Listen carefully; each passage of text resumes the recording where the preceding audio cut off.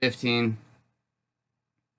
Juris Khan did not shirk when it came to rewarding the mercenaries who had chosen to depart. Kentrel marveled at the riches he rained upon the men. Gold coins, glittering diamonds, scarlet rubies, and so much more. The only limit to what the men received had to do with how much they themselves could carry, for the Lord of Ure had no horses or other animals to give them. That did not seem to bother Jadis and the rest.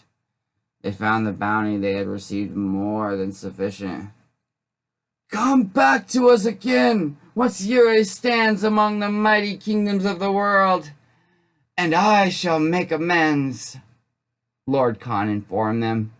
"All of you are ever welcome here." The soldiers' host had arranged a ceremony in the grand chamber where once he had been imprisoned. A legion of courtiers clad in their finest flanked Kentrel and the rest, clapping enthusiastically at various points during their master's speech. Kentrel had met many of the nobles at least twice now, but still could not recall any names. Other than Etana and her father, those in the palace seemed almost of a single kind, voices constantly an echo of the great Lord Khan.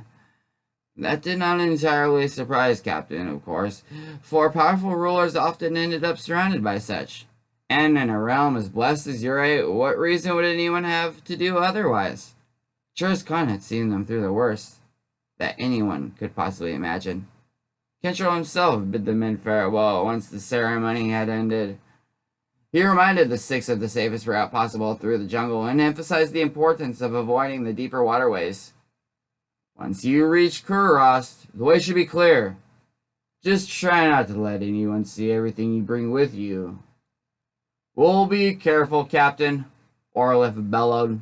Gorse clapped each man on the back, sitting most staggering, and, like a dutiful parent, told them to remember everything the captain had taught them. At a signal from Albort, the six saluted their commander, then headed out. Kentrel and Gorse followed the party to the outer gate, wishing each man the best again.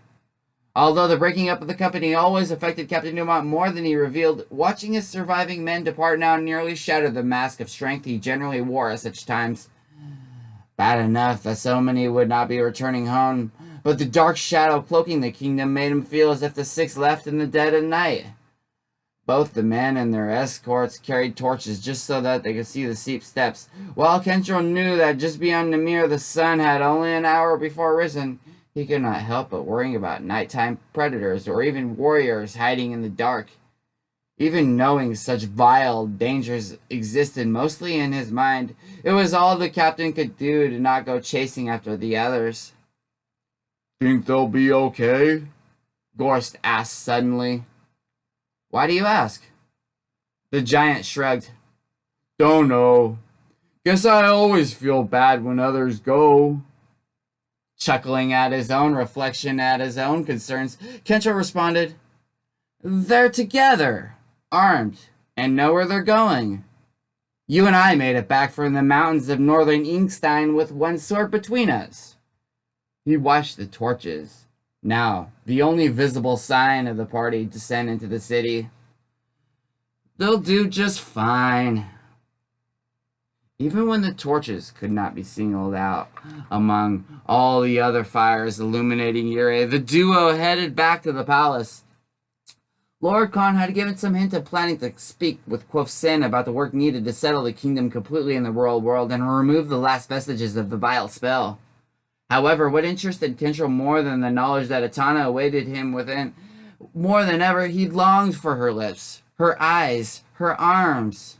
The departure of the others signified to him the end of his life as a mercenary, and the beginning of something astounding. If not for the concerns he and Zael had regarding the truth about Gregus Matzi, Kentrel would have considered himself at that moment the luckiest man alive. Thinking of the necromancer, he asked Gorst, "Have you seen Zael lately?" "Not since you tried to find out about Breck and the others." When the captain had finally managed to ask Juris Khan what had happened to the quarters of the missing trio, the elder monarch had expressed complete puzzlement and a promise to have the matter investigated by one of his staff. He had spoken with such honest tones that Kentril could not disbelieve him. In fact, Kentril even wanted to find Zael afterwards, in order to tell the spellcaster of his own certainty that Lord Khan could have had nothing to do with the cleaning out of the mercenaries' belongings. Unfortunately, even then, he could not find the necromancer. Keep an eye out for him. Tell him I need to see him as soon as possible. Gorst hesitated. A rare thing for the generally sure-minded giant.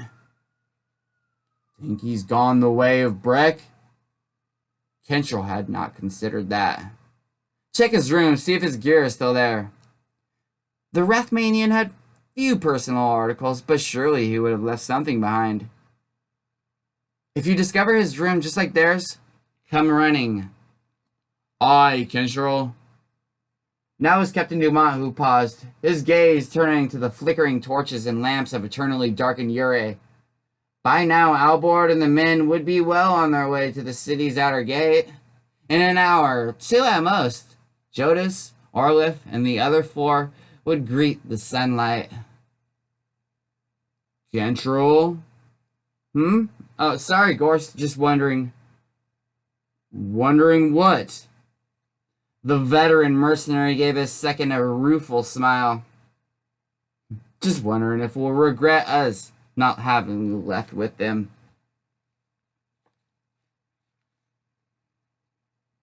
The gathered crowd cheered and waved as Albord and the others marched through the city. It looked to the young officer as if every citizen had come to see his fellows off. Never in his short career had he imagined such acknowledgment from others. Captain Dumont had warned him from the first day that a mercenary's life was generally a harsh, unappreciated one. But this moment made every past indigeny more than worth it. Sure you don't want to come with us, Albie? Jodis called. Another good arm's always welcome. I'm sticking here. Thanks. Albert had few regrets about staying behind. Despite his earlier desire to see his family, how better to return in, say, a year, to show him what he had reaped as one of Captain Dumont's aides. Lord Khan had already announced as a certainty the captain's elevation to nobility, his command of the military forces of the Holy Kingdom, and the upcoming marriage to the monarch's own daughter, possibly the greatest prize of all in Albert's mind. Well, maybe we'll come visit you again, the other mercenary returned with a short laugh. He hefted the sack containing his reward. After all, this can't last forever. The rest laughed with him. They all had a king's ransom. Each man could live in wealth for the rest of his life, and still have much left over. True, mercenaries were gamblers, but Albert doubted that most of them would go broke before a few years had passed. These jokers know the way to their own city gates? Orlif grunted, referring to the 6 armored guards making up their farewell escort. Solemn and silent, they marched in unison. Even Captain Dumont's strict training had never managed to perfect among his men. Seems like forever till we reach it, and this load ain't gonna get any lighter. If those sacks are slowing you down, Albert jested, I'll be glad to watch them until you get back from Westmarch. Again, the men all laughed. Albert felt a hint of withdrawal. He would miss them, but his odds were much better with his captain. He had always sensed the greatness, and now that had been more than proven. There it is at last, one of the others cried. Only an hour past there, lads, and we'll be smiling in the sun. Won't that be a welcome sight? To Albert, the gate stood so very tall. When the party had first come to investigate the ruins, the gates had been shut, almost as if yet trying to protect Ure's secrets. Rusted relics, then, the recreated gates now looked far more imposing, at least 12 feet high and so very thick they could have buried an army trying to force its way inside. As with the doors of the palace, winged archangels brandishing fiery swords acted as centerpieces for each of the pair, And as with the other doors, those figures had been battered brutally by some force. Albor vaguely wondered again how the damage had occurred. Had some Vasiel of the sinister Gregis Matzi he had heard about taken trying to destroy the symbols of heavenly power? The honor guard stopped at the gates, turning to face the departing soldiers. Their solemn, almost expressionless faces made Albert nearly reach for his sword. Only at last the white-haired fighter realizing how foolish that would have looked. Then a strange silence fell over the crowd. A silence made all the more obvious by the distant sounds of continual celebration. The same sounds that had gone on without pause ever since Captain Dumont had set the magical gem atop the peak. Albert looked around, discovered that in all the faces had turned to him, waiting. Jodas and the other found nothing wrong with the scene, and in fact eyed him impatiently. "Well, time to say our goodbyes, Albie. Gotta be going." Caught up again in the moment, the departing mercenary shared handshakes and backslaps with the young officer. Albert had to struggle to keep tears from showing, and found it amusing to discover that Jodas and Orlif, among the others, cruelly suffered from the same affliction. "Better if you go off before he stepped out," Jodas suggested as the honor guard started to open the gates. "Good luck and all that, you know." Many mercenary companies had a variety of suspicions. One of those among men of Westmarch being that if you didn't actually see your comrades walk out the gates, there stood a good chance that you would be seeing them again soon. Seeing them step through meant the definite possibility of never reuniting, and the likelihood that some had perished elsewhere afterwards. Mercenaries lived too chancy of a life not to take to heart whatever beliefs might help them survive. In fact, that had been a great reason why their captain and second in command had remained in the palace in the first place. Giving the sixth one last wave, Albert marched off. Still uncertain about his control of his emotions, he did not look back and suspected that the others imitated his ways. The continual noises of celebration began to get on his nerves, and he felt for no reason for cheer at the moment. Even through his future did assuade him at the moment. Louder and louder the merrymakers grew, the most adamant sounds coming now from behind him, where he had left his comrades. Albert quickened his pace. Once he returned to the palace, surely his nerves would settle, and he would recall all the good reason he had chosen not to leave with Jodas and the rest. But at that moment, a voice barely audible over the raucous cries caught his attention. Albert paused, trying to understand what he had just heard. The voice had sounded like it was Orlif's, and the man had been calling out the white-haired fighter's name. Albert took a step towards Juris Khan's abode, but the sudden uncertainty made him pause. What harm would it do to go back and check? If he had heard Orlif, then surely they wanted something of him. If he had been mistaken about ever hearing the man, then there would be no trouble or danger of bad luck, for this time surely the six had long vanished through the gates. He turned back. It would take him but a minute or two to discover whether he had not heard Orlif. At least then Albert could be satisfied that he had done everything he could. The shouts of merriment had risen so high now that they actually hurt his ears. Did these people never rest? Had they nothing more to do than celebrate? True, they had much reason for their happiness, but even as a mercenary, he liked peace and quiet on occasion. The sooner Albert returned to the palace, the better. At least there he could find some escape from the carefree madness spread among the populace. A short-lived scream cut through the air. Drawing his sword, the young fighter raced the rest of the way to the gates. Perhaps he had been wrong, but he swore to himself that the scream had sounded as if torn from the throat of Jodas. Albert rounded the final corner and came across a tableau of terror that stopped him dead in his tracks. A sea of shambling corpses, husks of bodies to be precise, swarmed together like the hungry fish he had seen once in the jungle rivers.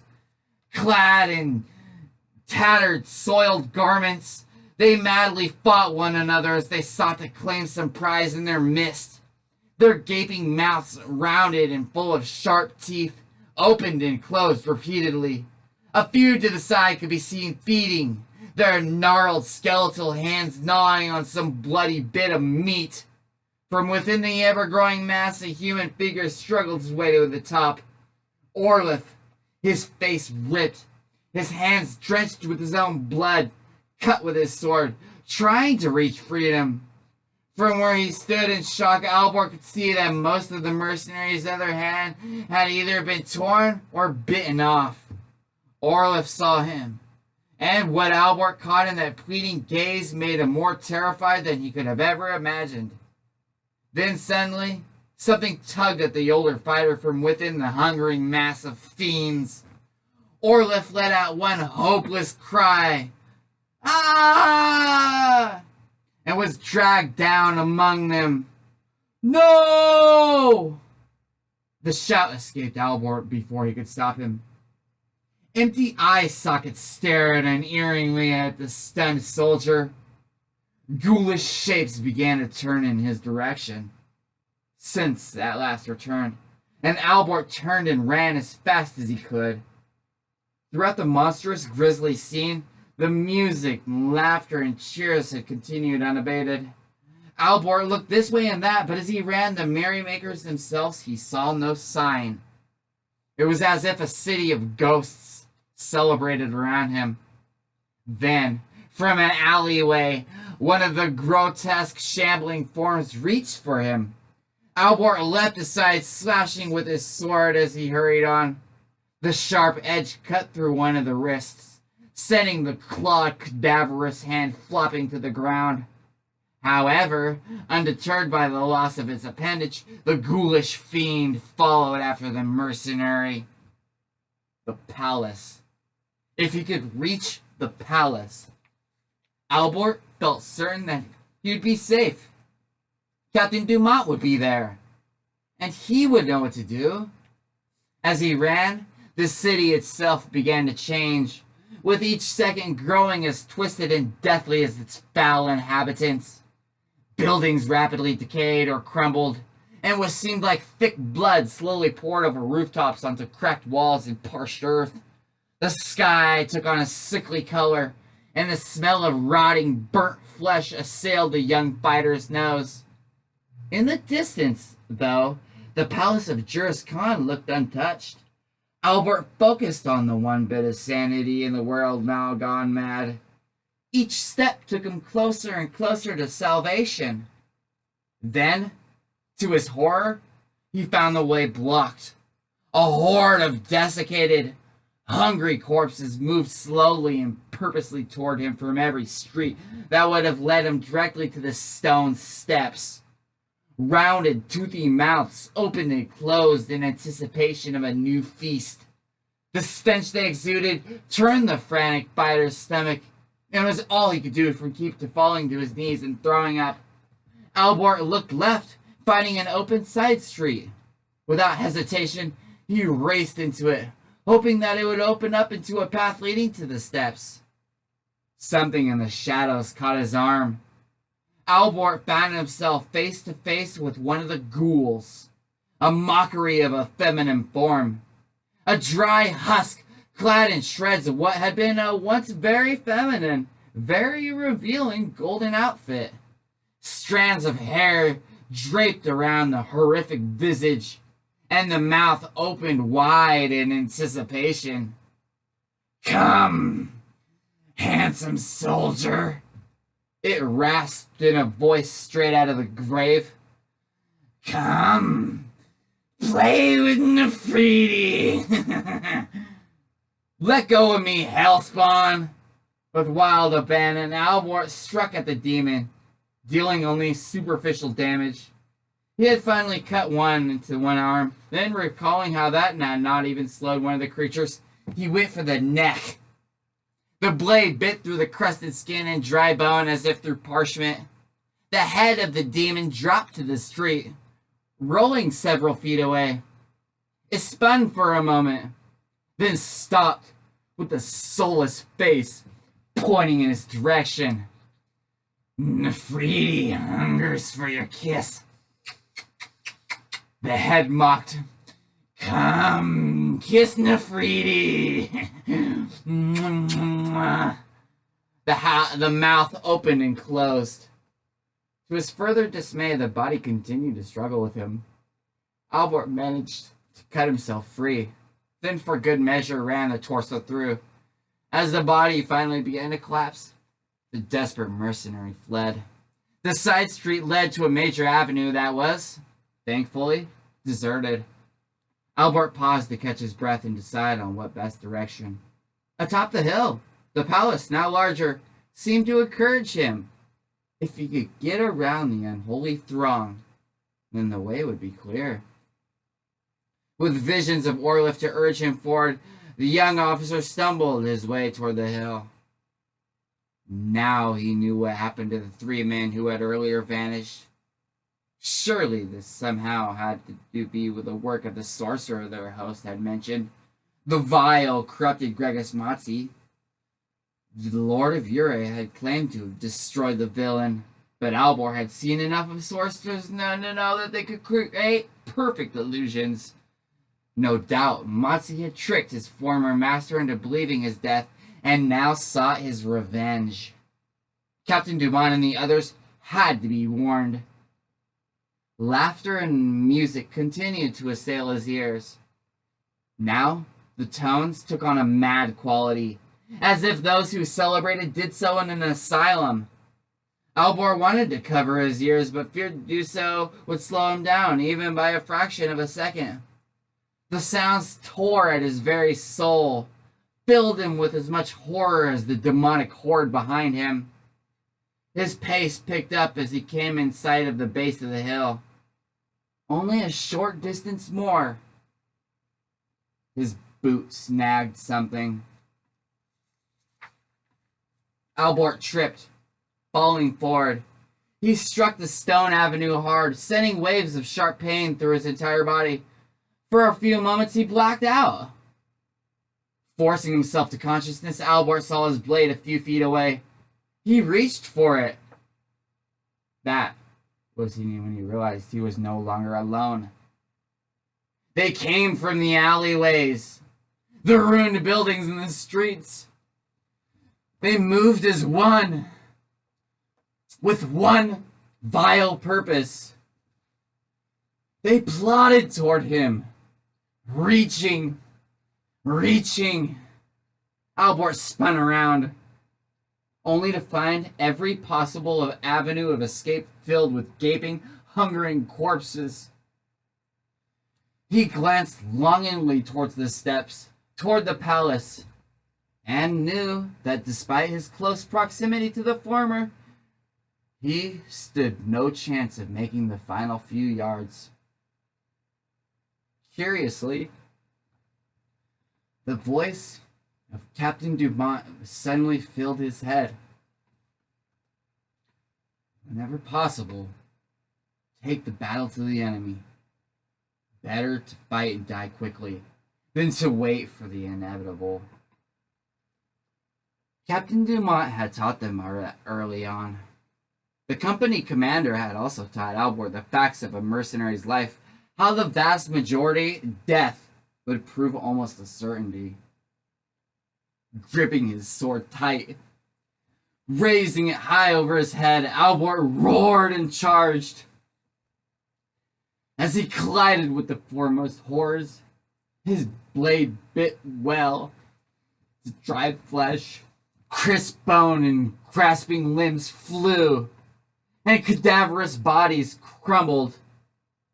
Farther on, the palace continued to beckon, encourage him to do his best. They caught his free arm, then his legs. Grotesque faces filled his view. The sword was wrenched from his hand. Still, Albert struggled forward another foot. 2. At last, they brought him down. Monstrous faces leering at him. Hideous mouths eagerly working. Albert screamed, "Ah!"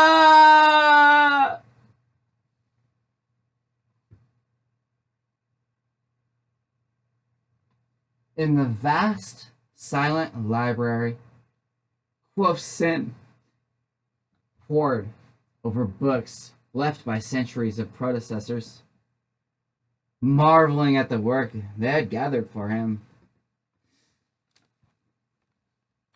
As much as he had savored the praises he had received from the courtiers of Juris Khan, the wizened Vizieri loved his calling more.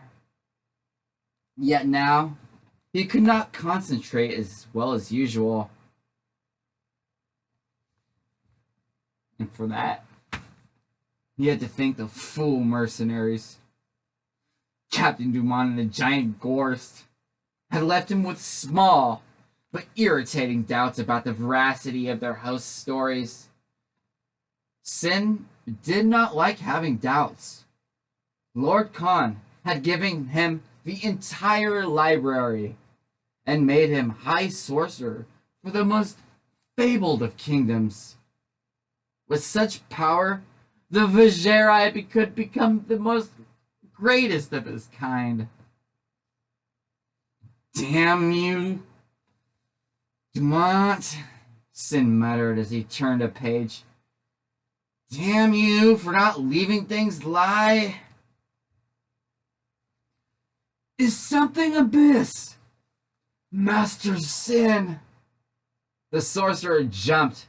He glared at the newcomer, only to see that the fatherly Juris Khan himself towered above him. Nothing of consequence, my lord. Khan smiled beatifically. I'm so glad to hear that. You've done so much for the kingdom, and myself specifically, that it would disturb me if you were not happy. Standing up, Quoth Sin surreptitiously studied his good host. How could the suspicions of the captain have any merit? The man before him truly fit every aspect of the legend that the sorcerer had studied so closely over the decades. Surely he, Sin, could better read the situation than a love-struck, low-caste brute like Kentrell Dumont.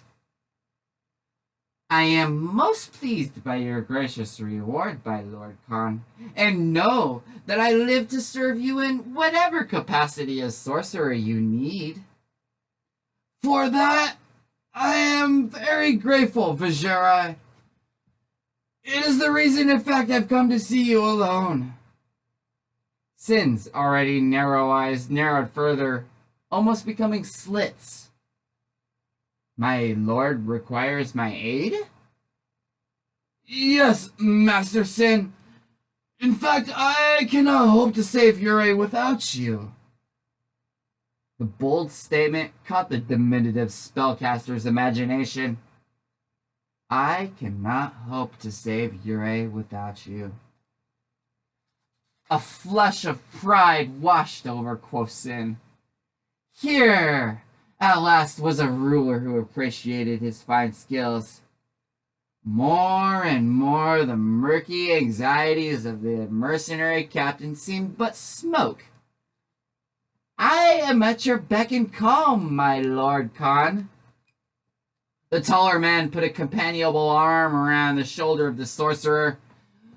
Then, if you could tear yourself away from the books for a time, I need to show you something. He more than had Sin's interest. Of course! Juris Khan led him from the library. As they walked, the monarch of Yurei explained some of the historical aspects of the Holy Kingdom, telling how this ancestor or that one had helped gradually raise the realm to its ultimate glory.